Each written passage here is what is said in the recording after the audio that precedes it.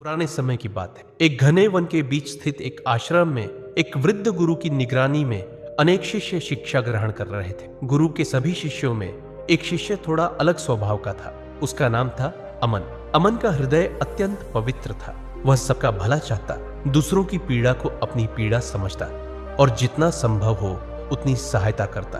उसे जो भी भिक्षा मिलती, कई बार वह भी जरूरतमंदों को दे देता। अमन के मन में किसी के लिए भी ईर्ष्या या द्वेष नहीं था, लेकिन अमन की एक आदत थी, वह अत्यधिक बोलता था। जब भी भिक्षा लेने गांव में जाता तो बिना मांगे ही लोगों को उपदेश देने लगता, हर किसी को समझाने की कोशिश करता। धीरे धीरे लोग उसकी बातों से ऊबने लगे। कई लोग उसे देखकर हंसते हुए कहते, देखो देखो, महाज्ञानी अमन भिक्षु आया है, अब शुरू होगी उसकी सीख। कुछ लोग उसके आते ही मुंह मोड़ लेते तो कुछ उसके शब्दों का मजाक उड़ाते। यह उपहास अमन के हृदय को चोट पहुंचाता। फिर भी वह चुप नहीं रहता। वह सोचता, लोगों का भला करना तो मेरा धर्म है। लेकिन जितना वह समझाने की कोशिश करता, लोग उतना ही उससे दूर होते चले गए। अमन अपने साथी शिष्यों के साथ भी यही करता। कोई भी छोटी सी बात हो, वह तुरंत सलाह देने लगता, हर समय कुछ न कुछ राय देता रहता। धीरे धीरे सभी शिष्यों ने उसे एक अलग दृष्टि से देखना शुरू कर दी। अब अमन अकेला सा हो गया था। गुरु तक भी अमन की इन हरकतों की चर्चा पहुंचने लगी। वृद्ध गुरु शांत रहते, पर सब देख रहे थे। एक दिन आश्रम में सभी शिष्य एक साथ दीक्षा ले रहे थे। तभी अमन ने दुखी मन से गुरु के चरणों में बैठकर कहा, गुरुदेव, मैं सबका भला चाहता हूँ, सबको समझाना चाहता हूँ, लेकिन सब मुझे नजरअंदाज करने लगे हैं। कई लोग तो मुझसे लड़ाई तक करना चाहते थे, किंतु किसी तरह मैंने स्वयं को बचाया। ऐसा क्यों हुआ? कृपा कर मार्गदर्शन कीजिए। गुरु ने हल्की मुस्कान के साथ उसकी ओर देखा और बोले, पुत्र, तुम्हारा मन पवित्र है, तुम सबकी सहायता करना चाहते हो, तुम्हारी भावना सच्ची है, परंतु तुम्हारा तरीका गलत है। मनुष्य की वाणी ही उसे ऊंचाई पर पहुंचाती है और वही वाणी उसे नीचे भी गिरा देती। कहाँ, कब, कितना बोलना चाहिए, यह जानना प्रत्येक व्यक्ति के लिए अत्यंत आवश्यक है। जीवन में सफल होना हो, आगे बढ़ना हो या किसी कार्य को सिद्ध करना हो तो सोच समझकर बोलना और कई स्थानों पर मौन रहना ही जीत की ओर ले जाता है। पुत्र, इसे एक उदाहरण से समझो, ध्यान से सुनो। बहुत समय पहले की बात है। एक विशाल राज्य में दो विद्वान रहते थे। एक का नाम था विश्वनाथ और दूसरे का सोमनाथ। उस राज्य के राजा अब वृद्ध हो चले थे। राज्य के कार्यों को सही दिशा देने के लिए उन्हें एक योग्य और ज्ञानी राजगुरु की आवश्यकता थी। इसलिए राजा ने अपने मंत्री को आदेश दिया, मंत्री, राज्य भर के उन सभी विद्वानों को मेरे सामने उपस्थित करो जो अपने ज्ञान और आचरण से प्रसिद्ध है। मैं उनमें से सबसे सच्चे ज्ञानी को राजगुरु नियुक्त करूंगा। आदेश मिलते ही पूरे राज्य में संदेश भेजा गया। कुछ ही दिनों में दरबार सजा। मंत्री, सेनापति, आचार्य और अनेक विद्वान वहां उपस्थित हुए। मंत्री ने दो विशेष विद्वानों को राजा के सामने प्रस्तुत किया। एक थे विश्वनाथ, जो शास्त्रों में पारंगत और तर्क शास्त्र में निपुण माने जाते थे, और दूसरे थे सोमनाथ, जिनकी शांत बुद्धि, प्रखर मस्तिष्क और विनम्रता के लिए लोग उन्हें अत्यंत सम्मान देते थे। राजा ने दोनों को ध्यान से देखा और गंभीर स्वर में कहा, मुझे बताओ, सच्चा ज्ञानी किसे कहा जाए? विश्वनाथ तुरंत खड़ा हुआ, बोला, महाराज, सच्चा ज्ञानी वही है जो शास्त्रों का गूढ़ अर्थ जानता हो, जो तर्क में प्रबल हो, जो हर प्रश्न का उत्तर दे सके। वह बोलता गया, यहाँ तक कि राजा की बात बीच में काटकर स्वयं को श्रेष्ठ बताने लगा। उसकी वाणी में ज्ञान था, पर विनम्रता नहीं। राजा चुप रहा, पर उसके मुख पर असंतोष साफ दिखने लगा। अब सोमनाथ की बारी आई। वह शांत भाव से उठा, राजा के चरणों को स्पर्श किया और बोला, महाराज, मैं कोई महान ज्ञानी नहीं हूं, पर मेरे छोटे से अनुभव ने मुझे एक बात सिखाई है। सच्चा ज्ञानी वह नहीं जो बहुत कुछ जानता है, बल्कि वह जो हर क्षण कुछ नया सीखने को तैयार रहता है। जिसके भीतर सुनने का धैर्य हो, वही सच्चे ज्ञान के योग्य है। राजा कुछ क्षण मौन रहे, फिर धीरे से बोले, सोमनाथ, तुमने कम कहा, पर पूरा सत्य कह दिया। ज्ञान का सार बोलने में नहीं, बल्कि सुनने और समझने की विनम्रता में छिपा है। राजा ने उसी क्षण सोमनाथ को राजगुरु घोषित कर दिया। दरबार में सब समझ गए, जो बोलने से पहले सुनना जानता है वही ज्ञान के मार्ग पर चलता है, और जो हर जगह बोलने लगे वह अपने ही शब्दों में उलझ जाता है। गुरु ने अमन की ओर देखा और बोले, पुत्र, विश्वनाथ और सोमनाथ की यही कहानी जीवन का सबसे बड़ा सत्य है। ज्ञान इस बात में नहीं कि कितना बोल सकते हो, बल्कि इस बात में है कि कब मौन रहकर समझ सकते हो। याद रखो, अधिक बोलना बुद्धिमत्ता नहीं, अधैर्य का लक्षण है, और मौन रहना कमजोरी नहीं, आत्मनियंत्रण की शक्ति है। गुरु फिर बोले, अमन, जो व्यक्ति हर समय बोलता है वह दूसरों को नहीं, खुद को ही थकाता है। वह सोचता है कि वह सबको सिखा रहा है, पर धीरे धीरे लोग उससे दूरी बनाने लगते हैं, क्योंकि लोग शब्द नहीं भावनाएं सुनते हैं, और भावनाएं तब तक असर नहीं करती जब तक उनमें मौन की शक्ति न हो। याद रखो, हर सत्य हर समय नहीं कहा जाता, और हर शब्द सुनने योग्य नहीं होता। जब तक सामने वाला सुनने को तैयार न हो, तब तक बोलना केवल वाणी का दुरुपयोग है। अंत में गुरु बोले, अभी तक तुमने समझा कि अधिक बोलना क्यों हानिकारक है। अब मैं तुम्हें बताऊंगा कि मौन में कितनी शक्ति होती है। जब मनुष्य मौन को साध लेता है, तब संसार उसके शब्दों का इंतजार करने लगता है।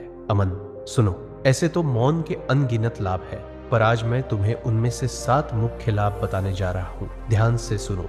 अमन, मौन का पहला लाभ है मन की स्थिरता। मौन मन को स्थिर करता है। जब मनुष्य बोलना छोड़ देता है, तो धीरे धीरे उसके भीतर की हलचल शांत होने लगती है। विचार जो पहले हर दिशा में भागते रहते थे, वे अब एक जगह टिकने लगते हैं। मौन मन को वैसा बना देता है जैसे शांत झील, जहां हर चीज का प्रतिबिंब साफ दिखाई देता है। जब मन स्थिर होता है तो विचार स्पष्ट हो जाते हैं और निर्णय सटीक। अशांत मन में व्यक्ति सही को गलत और गलत को सही समझ बैठता है। ऐसे में चाहे वह कितना भी ज्ञानी क्यों न हो, उसके निर्णय डगमगाने लगते हैं। पर जब मन शांत होता है तो भीतर एक अदृश्य प्रकाश जगता है, जो दिशा दिखाता है, विवेक जगाता है। स्थिर मन वाला व्यक्ति जल्दबाजी नहीं करता, हर कदम सोचकर बढ़ाता है, इसलिए उसके कार्य हमेशा सही दिशा में जाते हैं और परिणाम भी श्रेष्ठ होते हैं। मौन का दूसरा लाभ है बुद्धि की स्पष्टता। मौन बुद्धि को गहराई देता है।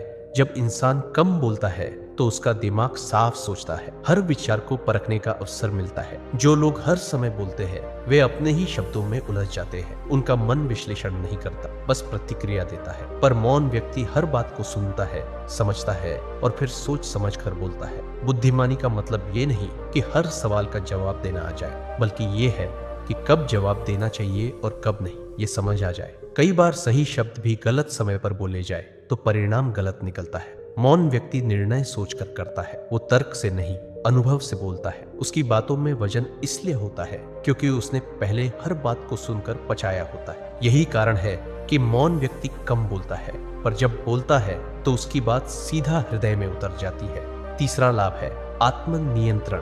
मौन आत्मनियंत्रण सिखाता है। जो अपनी वाणी पर नियंत्रण पा लेता है, वह अपने क्रोध, भावनाओं और अहंकार पर भी विजय पा लेता है। ज्यादा बोलना केवल शब्दों का नहीं, भावनाओं का विस्फोट होता है। गुस्सा, डर या जल्दबाजी, ये सब वाणी से निकलते हैं। लेकिन मौन व्यक्ति अपने अंदर की आंधी को संभालना सीख लेता है। कई बार सामने वाला कुछ कह देता है और हम तुरंत प्रतिक्रिया दे देते हैं, पर मौन व्यक्ति जवाब देने से पहले सोचता है, क्या ये जवाब देना जरूरी है? और यही एक पल उससे गलती से बचा लेता है। मौन इंसान कमजोर नहीं होता, वो खुद पर शासन करना जानता है। वाणी को रोकना वैसा ही है जैसे घोड़े की लगाम कसकर सही दिशा में मोड़ना। जो अपनी जुबान संभाल सकता है, वो अपने भाग्य को भी संभाल सकता है। याद रखो, आत्मनियंत्रण ही आत्मशक्ति है। चौथा लाभ है रिश्तों में समरसता। मौन संबंधों को मजबूत करता है। कई रिश्ते शब्दों से नहीं, बल्कि मौन से संभलते हैं। बहुत बार हम झगड़े में सही बात भी बोलते हैं, पर वक्त गलत होता है, इसलिए वो बात चोट बन जाती है। मौन व्यक्ति दूसरों की बात सुनता है,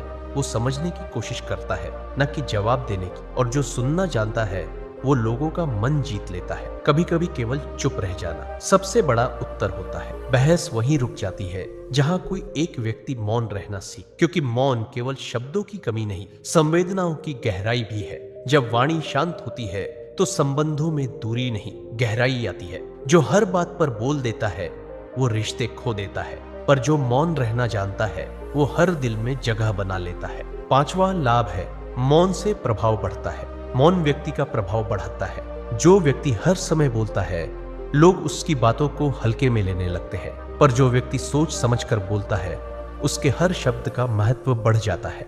मौन व्यक्ति के भीतर एक गंभीरता होती है। लोग ऐसे व्यक्ति की उपस्थिति से ही प्रभावित होते हैं, क्योंकि उसमें शोर नहीं, स्थिरता होती है। आज के समय में जहां हर कोई अपनी बात कहने को बेचैन है, वहां जो चुप रह सकता है, वही सबसे शक्तिशाली है। जब कोई मौन व्यक्ति कुछ कहता है, तो लोग सुनने को मजबूर हो जाते हैं, क्योंकि उन्हें पता होता है यह व्यक्ति बिना सोच के नहीं बोलता, उसकी चुप्पी भी कुछ कहती है। मौन व्यक्ति को खुद को साबित करने की जरूरत नहीं पड़ती, क्योंकि उसका व्यवहार ही उसका परिचय बन जाता है। याद रखो अमन, जो हर जगह बोलता है, उसकी आवाज गूंज बन जाती है, पर जो मौन रहता है उसकी उपस्थिति ही संदेश बन जाती है। गुरु ने कहा, अमन मौन का छठा लाभ है, आध्यात्मिक शक्ति। जब वाणी शांत होती है तब आत्मा बोलती है। जो मौन को साध लेता है वह अपने भीतर छिपे साक्षी भाव को पहचान लेता है। हर व्यक्ति दिन भर बोलते बोलते बाहर की दुनिया में उलझा रहता है। वह दूसरों को सुनता है पर खुद की आवाज कभी नहीं सुनता।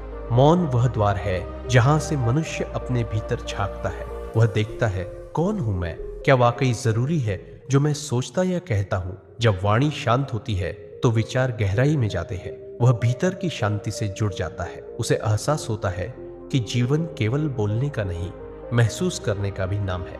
मौन ध्यान का सबसे सरल रूप है। जो व्यक्ति मौन में रह सकता है वह परम शांति का अनुभव कर सकता है, क्योंकि मौन ही वह स्थान है जहां मनुष्य का मिलन स्वयं से होता है।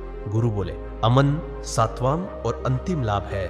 मौन सफलता का गुप्त मार्ग है। सफल व्यक्ति सुनता ज्यादा है, बोलता कम, क्योंकि वही सीखता है जो सुनता है। जब इंसान हर बात में बोलता है तो वह अपनी ऊर्जा और एकाग्रता खो देता है, पर मौन व्यक्ति अपनी ऊर्जा को संभाल कर रखता है और उसे सही दिशा में लगाता है। जीवन में बड़ी जीतें अक्सर शोर से नहीं, शांति से आती। जो व्यक्ति शांत रहकर सोच सकता है वही सही निर्णय ले सकता है। नेता, शिक्षक या व्यापारी, सभी की सफलता उनके सुनने और समझने की क्षमता पर निर्भर करती है। मौन व्यक्ति गलती से भी सीखता है, क्योंकि वह प्रतिक्रिया नहीं, निरीक्षण करता है। वह हर परिस्थिति में स्थिर रहता है और स्थिरता ही सफलता की पहली शर्त है। याद रखो, अमन जो अपनी वाणी को साध लेता है वह अपने भाग्य को भी नियंत्रित कर लेता है। मौन कोई सजावट नहीं, ये सफलता की नींव है। दोस्तों, अगर वीडियो अच्छी लगी हो तो लाइक जरूर करना और एक प्यारा सा कमेंट छोड़कर जाना। साथ ही इस कहानी को अपने दोस्तों और परिवार के साथ शेयर करना न भूलना। धन्यवाद।